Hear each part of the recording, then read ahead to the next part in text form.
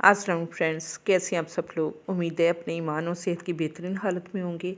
अल्लाह पाक हम सबको अपने सुमान में रखे, आमीन सुम आमीन।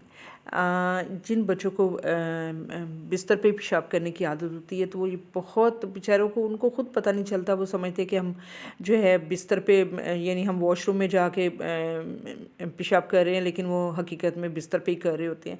तो माओं के लिए बहुत टेंशन होती है और ये ऐसा काम ज़्यादातर सर्दियों में ही होता है। और फिर सर्दियों में बच्चों को नहलाना, ज़ाहिर है वो पीछे से सारे उनके कपड़े वगैरह भीग जाते हैं, सारा जिस्म ख़राब हो जाता है, तो फिर माँ को नहलाना पड़ता है।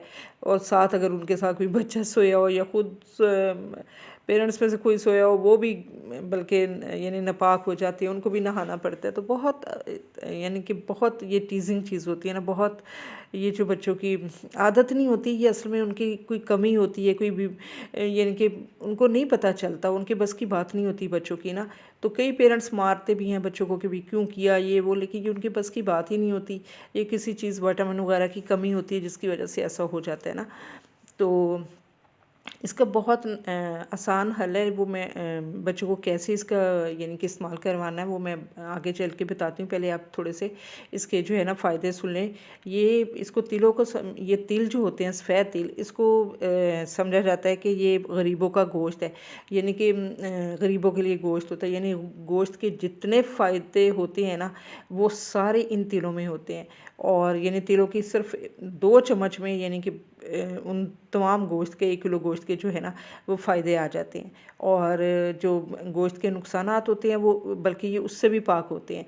तो जितने भी उसमें विटामिन, ज़िंक, जो भी कैल्शियम जो भी होता है ना उसमें गोश्त में, वो इसमें होता है, बल्कि बहुत वाफर मिकदार में होता है। कैल्शियम तो बहुत ज़्यादा होता है। हड्डियों को मजबूत करता है, नज़र को तेज़ करता है, बालों की ग्रोथ बहुत अच्छा करता है, बालों की जड़ें मजबूत, काली स्याह बाल को बनाता है। और इसके अलावा जो बड़ी उम्र के लोग होते हैं, उनके शुगर का बहुत बेहतरीन हल है इसमें, वो कंट्रोल हो जाता है। और वो जो यूरिक एसिड के मसले हल हो जाते हैं। तो यानी इसमें इसके फ़ायदे ही फ़ायदे हैं, नुकसान कोई भी नहीं है। लेकिन ये चूँकि ये तासीर में थोड़े गर्म होते हैं, इसलिए हम इसको सर्दियों में ही इस्तेमाल करते हैं ना। तो करना क्या है बच्चों के लिए हमें कि तिल खिलाने हैं 1 टीस्पून। अब वो यानी बाज़ार से अगर आप तिल या तो साफ़ सुथरे लेके आएँ, अगर नहीं है तो फिर इसको धो के खुश्क कर लें और फिर बच्चों को जो है ना 1 चम्मच दे सकते हैं। लेकिन बच्चे तिल ऐसे नहीं खाते। बच्चे जो है वो यानी मुझे याद है कि आज मैं देख रही थी तो यानी कि बच्चों की ऐसी बात हो रही थी, तो उसका देखा मैंने कि यानी कि बड़े आजकल बच्चों के ये यूरिन पास करने के ना बिस्तर पर ही। तो मुझे फ़ौरन याद आया कि मेरी अम्मी, वो छोटी बहन को ये मसला था, तो बड़ा ये मसला होता था। फिर अम्मी ने यही तिल वाले लड्डू खिलाए थे, तो वो ठीक हो गई थी।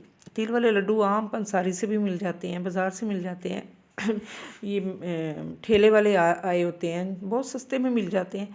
आप वो खिला सकते हैं। अगर आपने ज़्यादा अच्छे बेहतर तरीके से बनाने हैं तो आप छोटा सा गुड़ की डली लेके उसको फ्राई पैन पे हल्का सा उसको यानी मेल्ट कर लें और फिर इतने सारे उस पर तिल डालें, 1 कप भर के डाल दें, ताकि बस गुड़ का इस्तेमाल इतना हो कि वो तिल को जुड़ जाए, और उसके छोटे छोटे बॉल बना के रख लें।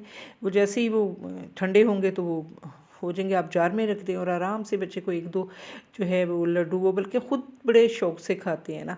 या तिल की रेवड़ियाँ भी होती हैं, जो बच्चे पसंद करें आप उसी यानी कि तिल की रेवड़ियाँ खिला दें या वो तिल के लड्डू खिला दें। और अगर वो डायरेक्ट पूरी चम्मच ही खाना चाहे तो वो भी खिला सकते हैं, लेकिन वो थोड़ा मुश्किल होता है। तो ये आपने वैसे भी इसके फ़ायदे हैं, जिनके बच्चों को नहीं भी पेशी का मसला, वो भी अगर खा लें तो बहुत कैल्शियम का तो ये ख़जाना है ना। तो ये आप ज़रूर इस्तेमाल कीजिएगा, क्योंकि वो मेरी बहन का तो मसला बचपन में हल हो गया था। तो कई मैंने देखे हैं कि बच्चे बड़े हो जाते हैं, उन तक उनको भी फिर भी नहीं आराम आता है। हफ़्ता 10 दिन के इस्तेमाल से इतना वाज़ेह फ़र्क पड़ता है कि आपको ख़ुद नज़र आएगा ना। तो बस वही काफ़ी होगा कि बच्चा यानी कि पहले कम करेगा, जिस तरह रोज़ करता था, फिर 2 दिन बाद करना शुरू हो जाएगा, या ज़्यादा जिस दिन पानी पिया होगा तब करेगा। लेकिन अगर अब आप मुसलसल खिलाएंगी ना हफ़्ता 10 दिन, तो अगर फ़ायदा होना शुरू हो जाए तो आप बस आपने तब तक खिलाने जब तक कि इसको बिल्कुल उनका यूरिन का मसला हल हो जाए।